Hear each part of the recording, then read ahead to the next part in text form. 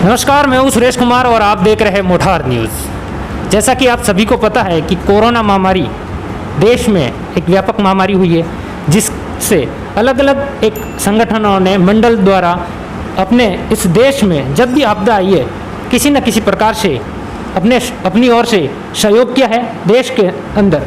तो आज हमारे साथ नरेंद्र जी परमार हैं, जो वैष्णो देवी मित्र मंडल बाली के अध्यक्ष हैं। तो हम इनसे जानेंगे कि इन्होंने, सबसे पहले तो हम आपसे सर आपका स्वागत करते हैं हमारे मोठार न्यूज़ चैनल पर। धन्यवाद।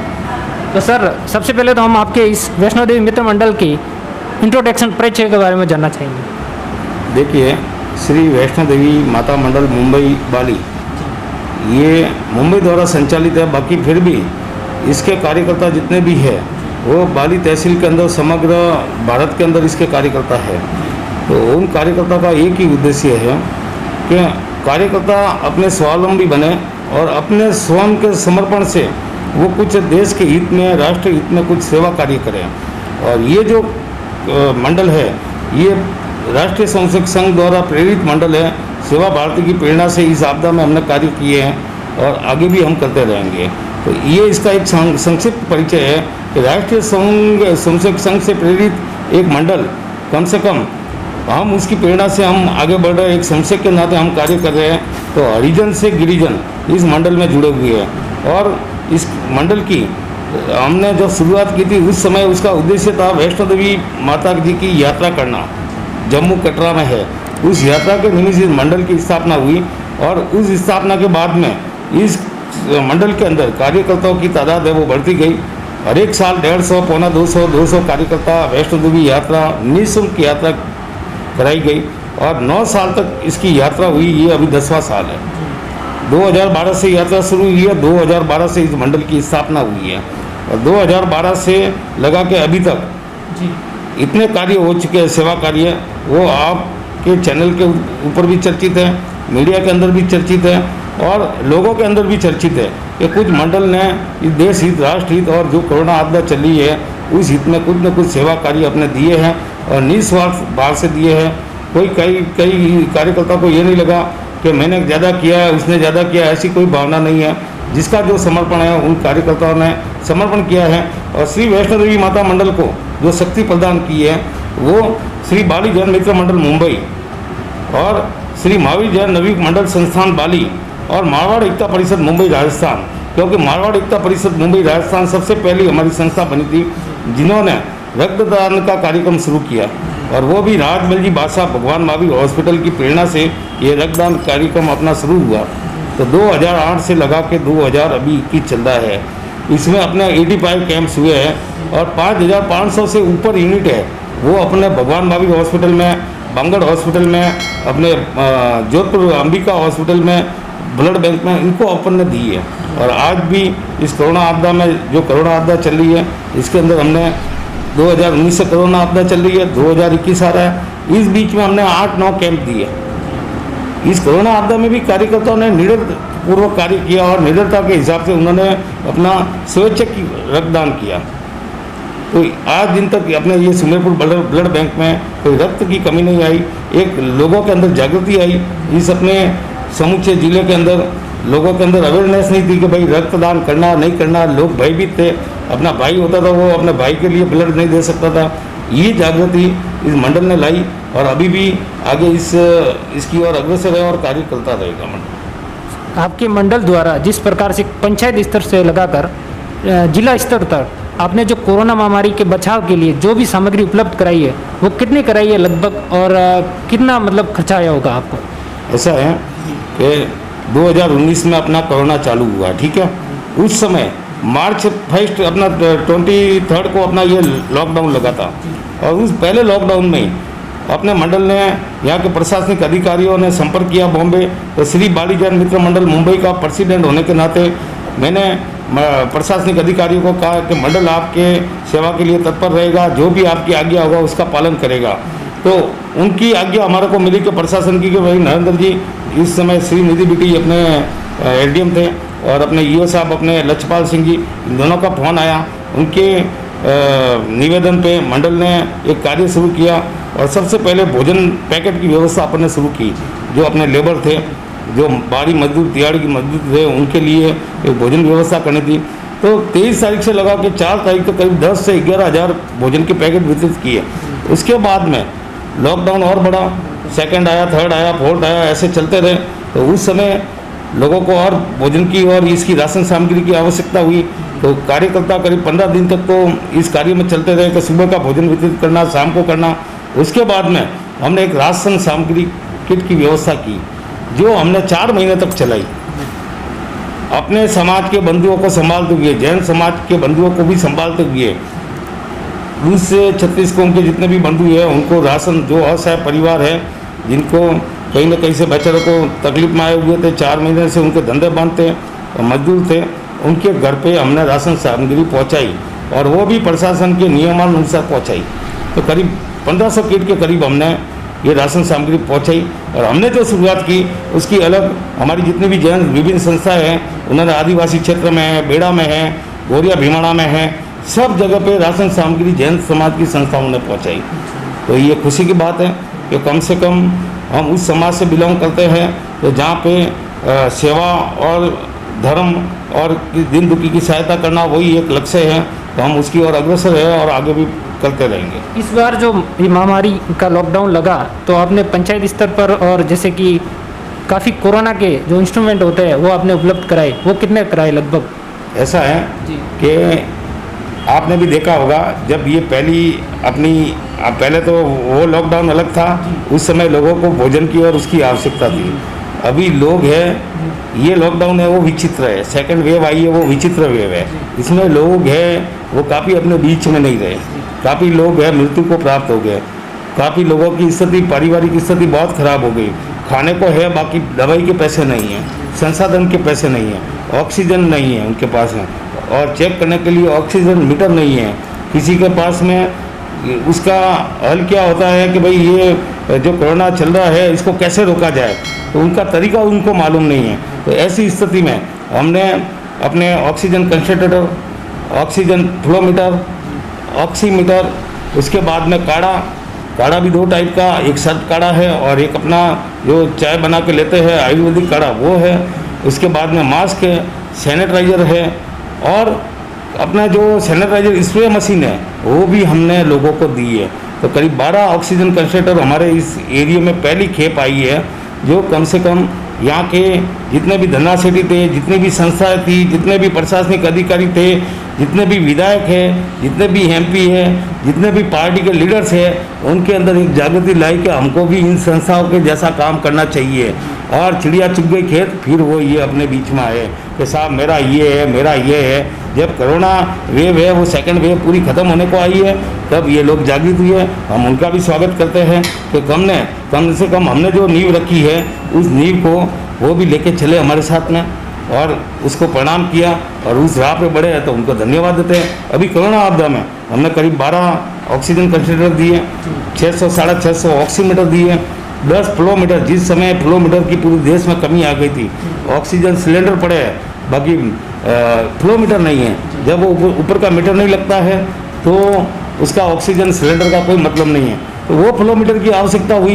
ये 1500 का फ्लोमीटर है, वो 5000 में मिलता था, उसको भी हमने लाके रखा लोगों के सामने, हॉस्पिटल को हमने दिया। तो अभी अपने 2 ऑक्सीजन कंसंट्रेटर हॉस्पिटल में पड़े हैं। तो हमारी एक व्यवस्था रहती है संस्था की, श्री बाली जैन मित्र मंडल मुंबई,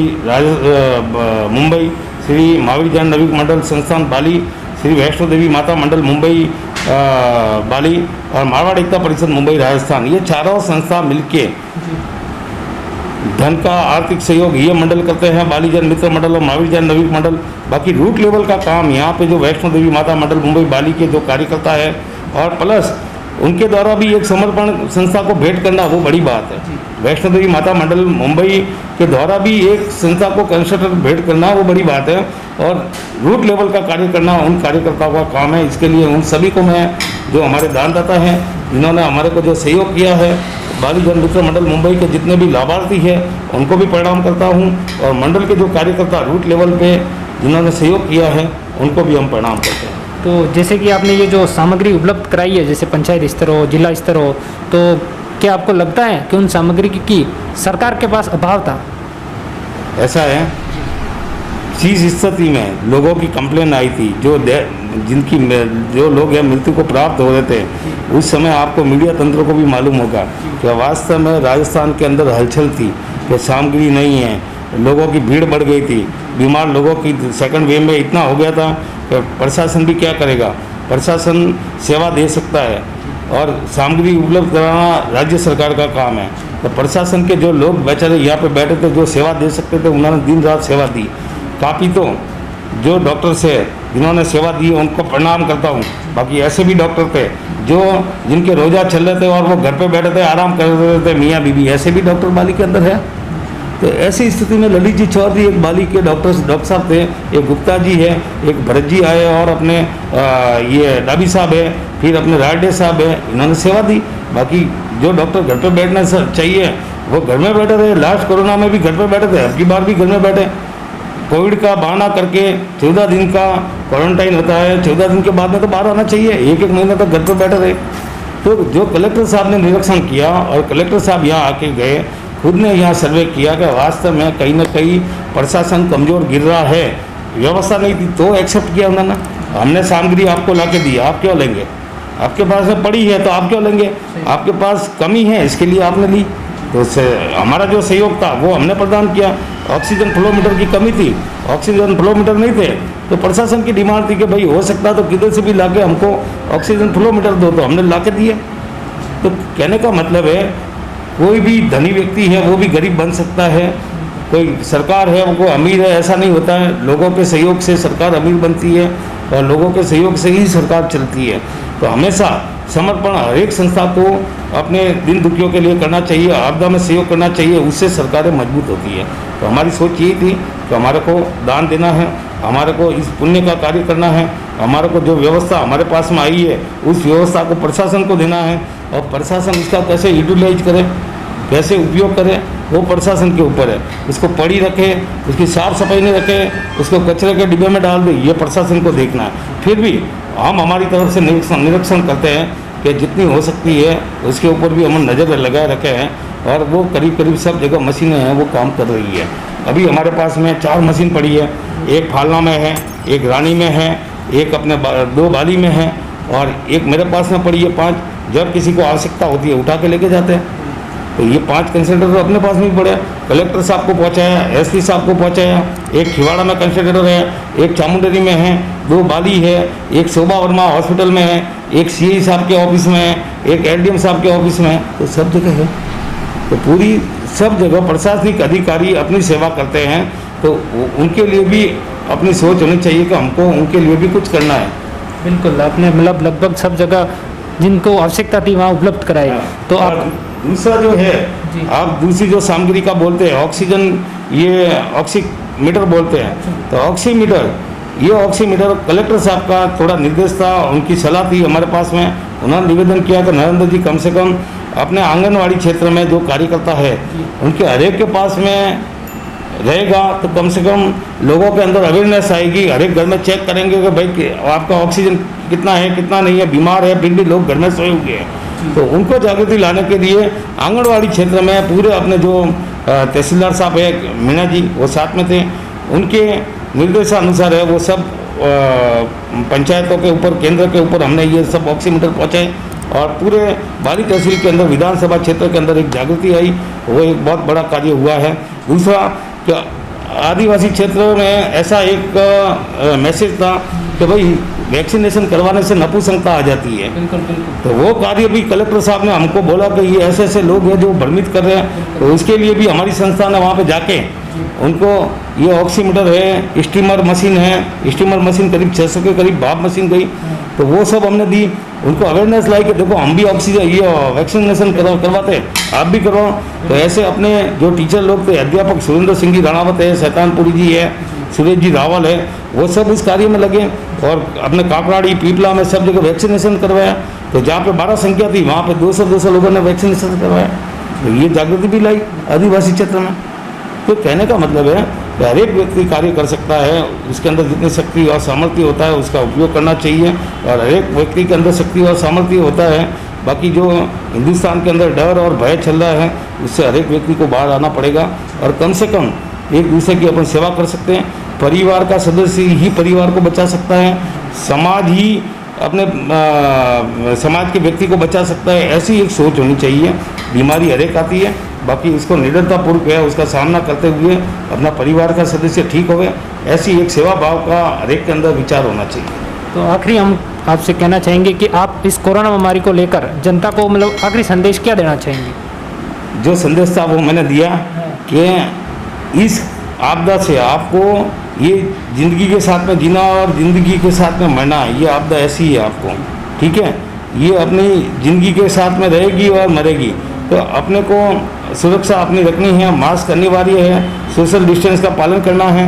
और जो हिंदुस्तान के अंदर एक आडंबर बढ़ गया था और जो लोगों के अंदर ये हो गया था कि पैसा क्या है, ये प्रकृति क्या है, उसको लोग अलग ढंग से सोचने लगे थे। उनको ये मालूम पड़ गया कि प्रकृति सब कुछ है। प्रकृति अगर अच्छी है तो हम जिंदे हैं, और प्रकृति अपने साथ में गलत व्यवहार करेगी तो आपका पैसा भी काम में नहीं आएगा, आपका परिवार भी काम में नहीं आएगा और आपका समाज भी काम में नहीं आएगा। तो ये सोच हर एक व्यक्ति के अंदर होनी चाहिए कि प्रकृति को नमन करना है, प्रकृति की सेवा करनी है।